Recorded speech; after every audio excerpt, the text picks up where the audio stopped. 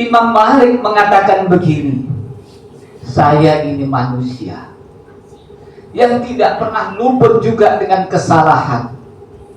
Kadang saya melakukan bentuk kebenaran demi kebenaran. Padahal Imam Malik yang wafat tahun 90 Hijriah itu beliau hafal Al-Quran, mengkodifikasikan hadis-hadis Nabi yang gampang untuk dipahami. Sudah ada bab wudhu, bab sholat, bab batalnya wudhu yang terkait dengan hadis, ditulis di dalam kitab Al-Muwatta'nya. Imam Syafi'i pun juga sama.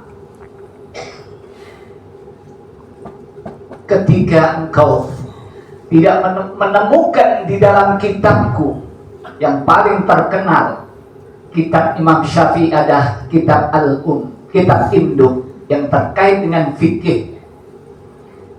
Dan kebanyakan Imam Malik tadi kitab Al-Muwatta' pun juga banyak kan muatannya juga fikih.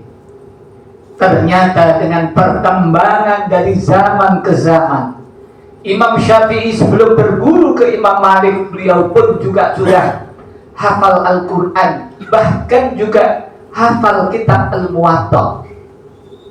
Pertanyaannya, ketika Imam Syafi'i mau berguru dengan Imam Malik, apa yang ditanya oleh asisten Imam Malik? Ketika ditanya oleh asistennya, kamu sudah hafal apa? Kok mau berguru dengan Imam Malik? Imam Syafi'i dengan tegas, alhamdulillah saya sudah hafal kitab Al-Muwatta' yang telah ditulis oleh Imam Malik. Dan alhamdulillah juga saya juga sudah hafal Al-Quran. Betapa beratnya. Untuk bisa berguru saja persyaratannya harus hafal ini, hafal itu.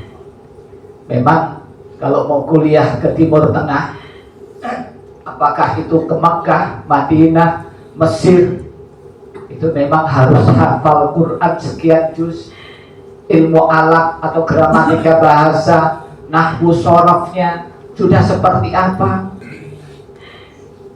Ini menjadi satu persyaratan utama. Lebih-lebih bagaimana Imam Ibnu Hanbal mengatakan begini, janganlah engkau taklid buta kepadaku, kepada Imam Malik dan kepada Imam Syafi'i. Ketika engkau menemukan apa yang saya sampaikan ini, apa yang telah disampaikan oleh Imam Malik dan apa yang disampaikan oleh Imam Syafi'i, itu tidak mengambil rujukan dari Al-Quran dan hadis.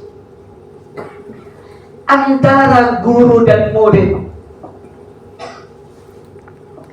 saling berbeda pendapat, namun penghormatan terhadap sang guru, penghormatan kepada muridnya sangat luar biasa. Yang terkait dengan wudhu, terkait dengan apapun, perbedaan prinsip hidup hampir bisa dikatakan 70-90% antara imam madhab ini berbeda-beda. Namun bagaimana penghormatan dari Imam Malik kepada Imam Syafi'i? Meskipun beliau berbeda, Imam Syafi'i pun didorong oleh Imam Malik menjadi imam sholat rawatib. Tidak sekali dua kali Imam Syafi'i diminta untuk menjadi imam sholat. Padahal Imam Malik tahu tidak hanya satu dua persoalan yang terkait dengan prinsip keagamaan berbeda pendapat. Namun alangkah indahnya antara guru dan murid saling memahami, saling menyadari, dan semua itu merujuk kepada ayat-ayat Al-Quranul Karim.